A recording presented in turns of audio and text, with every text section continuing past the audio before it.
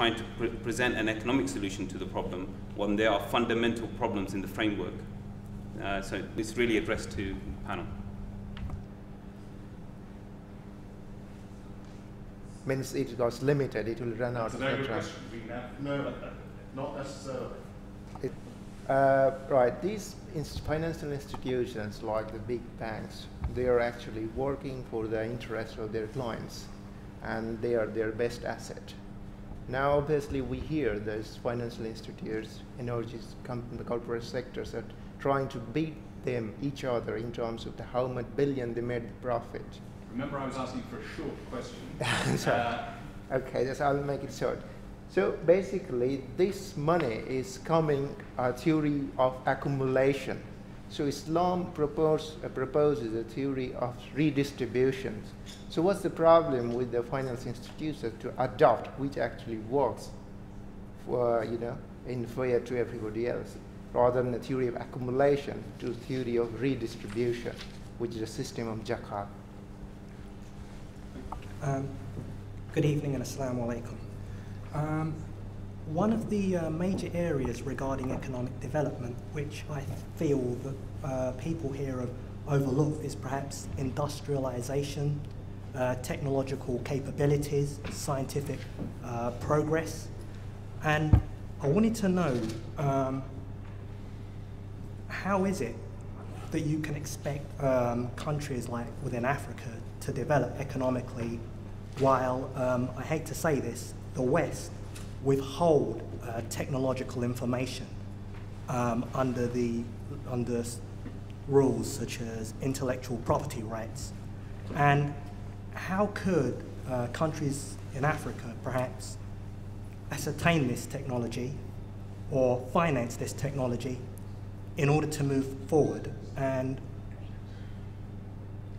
because as you were, as a matter of fact, where if countries such as Africa are exploited for their natural mineral resources, they'll just, Is there a real desire to actually make poverty history, or is it just exactly what it suggests itself to be, which is just a fashionable item? Especially, I mean, I would like to see from the gentleman on the panel, obviously, that Western capitalism, I mean, I see it as a kind of an oxymoron to making poverty history, a contradiction to making poverty history, because there's no incentive for investors to make poverty history as such.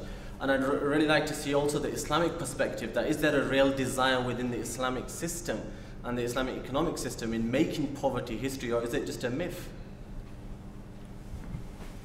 It seems to me that all the suggestions we have are interventionist, and I suppose the only intervention that I personally can make is when I go to the supermarket and I start making my choices. And yet, you're talking about an Islamic system. There doesn't seem to be anyone that's actually thought of implementing that has implemented it right now. And so, perhaps there's a balance between freedom and poverty that somehow doesn't want to be broken by someone. Obviously, the guy in charge of an Islamic country who can take those decisions doesn't want to go for that decision. So why is that? That's my question. So many things I'd like to say, I'm conscious I haven't got time. To me, the key issue is to distinguish between asset-based finance, which I would define as ownership of productive assets, and we've covered this in several questions and answers so far, and deficit-based finance, which we're talking about credit, and at the moment microcredit is something which we hear a lot about. Now, I think what people don't realise, and I certainly didn't realise, is that the financial system that we have is deficit-based. It's based upon credit issued by credit institutions, banks, building societies, etc. And that fact that the monetary system that we use is driven by, essentially, 2/3 of the money in existence in this country comes into existence because of mortgage loans by banks and building societies. And when that money is created, the banks don't, at that point, create the money necessary to repay the loans. So the impetus behind the drive towards economic growth, which is widely perceived to be a good thing, despite the fact that I think the crunch is now approaching in energy consumption, that's what's going to, we hear about BRICS from Jim, but excuse me, Jim, where is the energy going to come from to actually feed or allow BRICS to reach the levels of growth that you're talking about? It's just not there. So to me,